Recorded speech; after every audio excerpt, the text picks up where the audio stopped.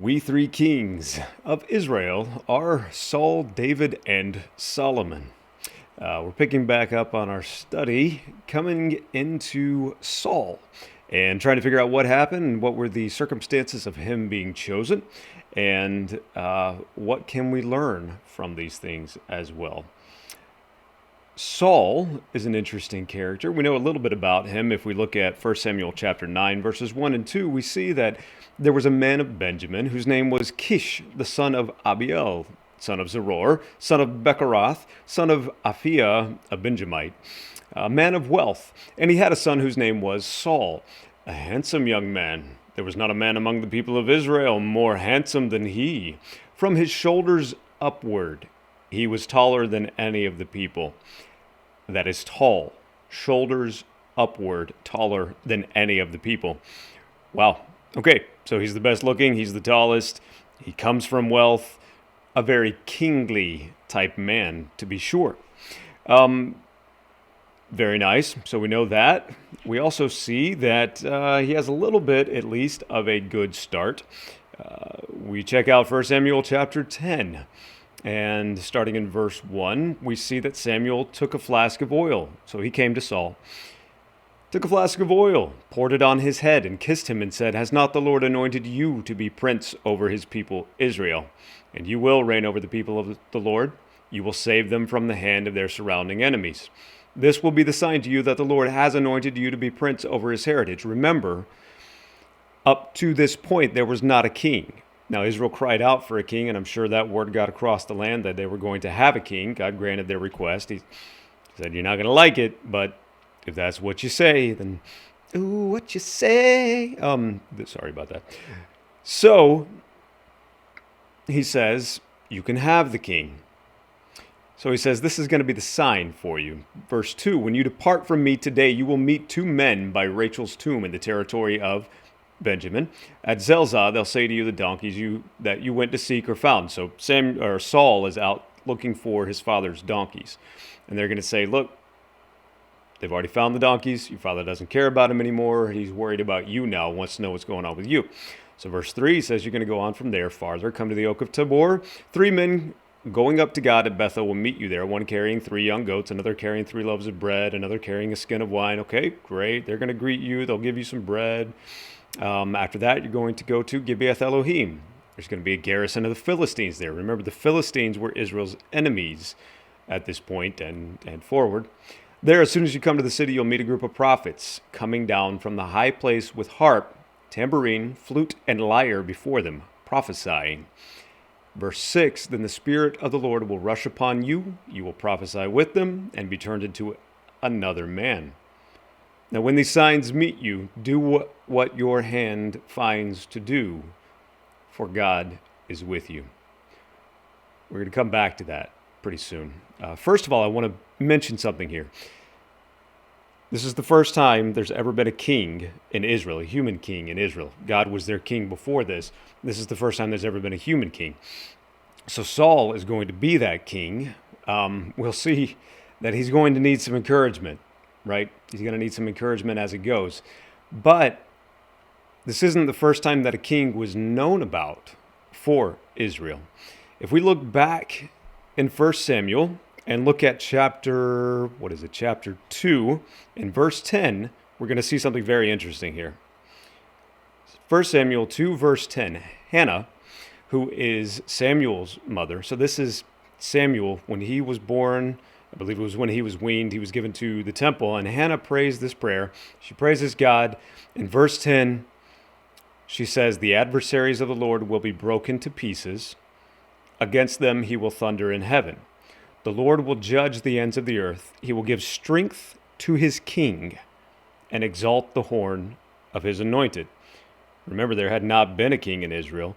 This is even before Israel actually cried out for a king. So there was no king in Israel. Israel had not cried out for a king to this point.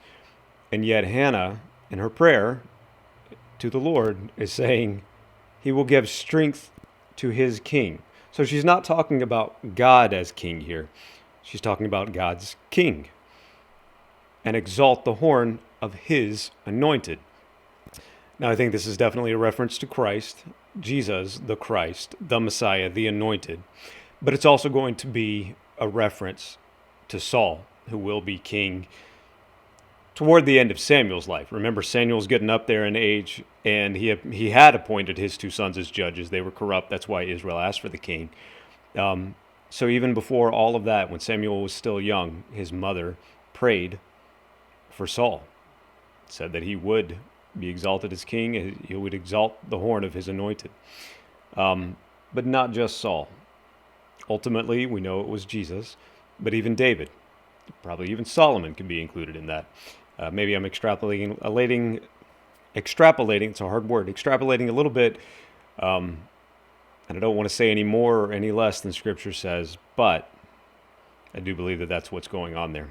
So we see, coming back to 1 Samuel chapter 10 here, and we're going to run to verse 7 here, where he says, "Now when these signs meet you, do what your hand finds to do, for God is with you." That is very important, a very key verse, not only as it applies to Saul and him becoming king, but also as it's going to apply to David, to Solomon. Do what your hand finds to do, for God is with you. That applies to us as well.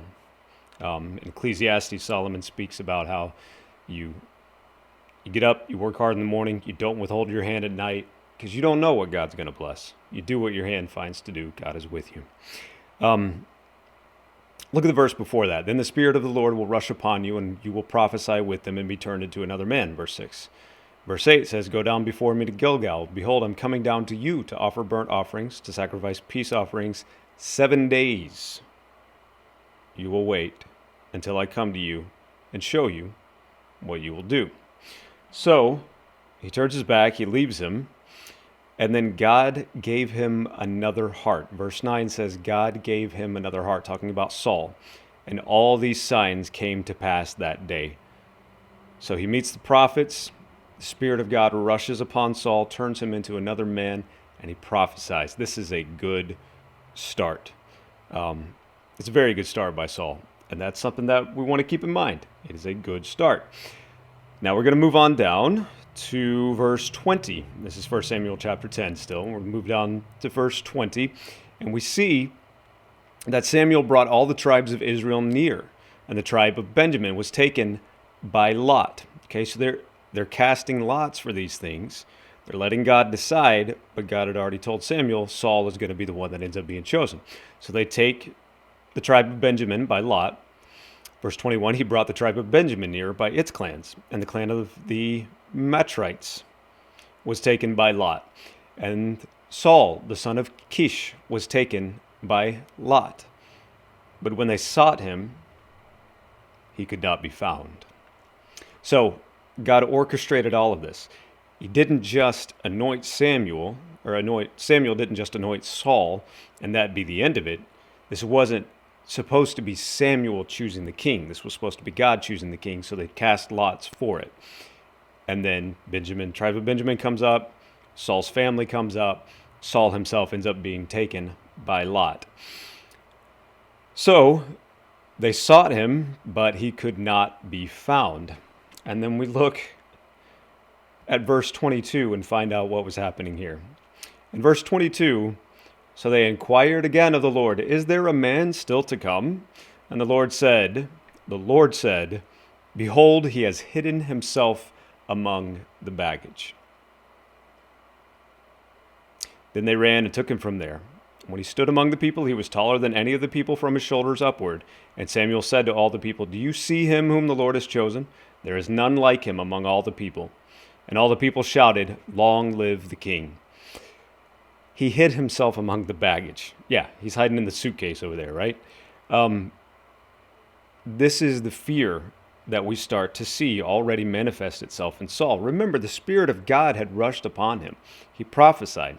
He had all the signs that he needed to know that God was with him. Do what your hand finds to do, for God is with you. And yet, we still see this fear. How does that fear even come about? You can see a couple of things in here. I am not a tall person by any means whatsoever, but I know several tall people, and I know several tall people who are pretty self-conscious about their height. When they stand next to me, they can be that head and shoulders taller than I am.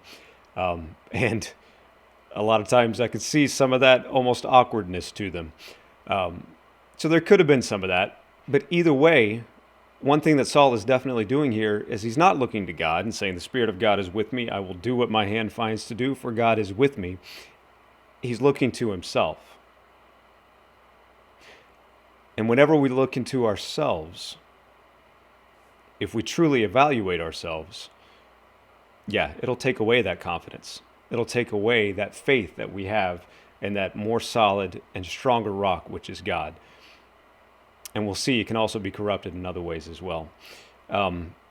Whether it brings you pride or it brings you self-consciousness, it's still self-centeredness. And it is still a self-focus rather than a God-focused kind of life. That is not faith. And we see this in Saul.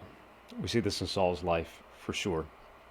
But the other thing that we see is, despite that insecurity, despite looking to himself instead of to God, God remains faithful. Whether we are faithful or not, God still remains faithful. Because what we see, picking up again in verse 25, is that Samuel told the people the rights and duties of the kingship, and he wrote them in a book and laid it up before the Lord. Then Samuel sent all the people away, each one to his own home. Saul also went to his home at Gibeah, and with him went men of valor whose hearts God had touched. But some worthless fellows said, "How can this man save us?" And they despised him and brought him no present, but he held his peace. I could see some people looking at that, seeing him hiding in the baggage and saying, yeah, this guy's not really king material. And they probably have a little bit of a point with that. But it doesn't matter because God had chosen him. And their position was to accept what God had chosen. God still provided for Saul. Now look at this. Saul also went to his home at Gibeah. He didn't go somewhere else. He went back to his home at Gibeah. But God sent him men of valor, whose hearts that God had touched. God still provided for him. When God chooses, God provides. When God directs, God provides. This should have been a big confidence booster to Saul. This should have been something where he said, oh, okay, I see the provision of the Lord. I see the hand of the Lord. I've seen all the signs. I have the Spirit of the Lord within me. So I will do what my hand finds to do, trusting that God is with me. And that's what we should do. We do trusting. It's a theme that's going to keep coming up over and over and over again. And we'll see more successes from Saul. We'll see elements where he does trust, but we'll also see elements where he fails. We'll see events that he doesn't trust God, that he doesn't move forward with God, and his failure is imminent. I'm not going to hide from you the end of the story. Saul obviously gets removed from his kingship. David gets put in place. Solomon comes in then. These are the only three kings that for their lifetime, they are kings over Israel and Judah together. After Solomon, the kingdom is split.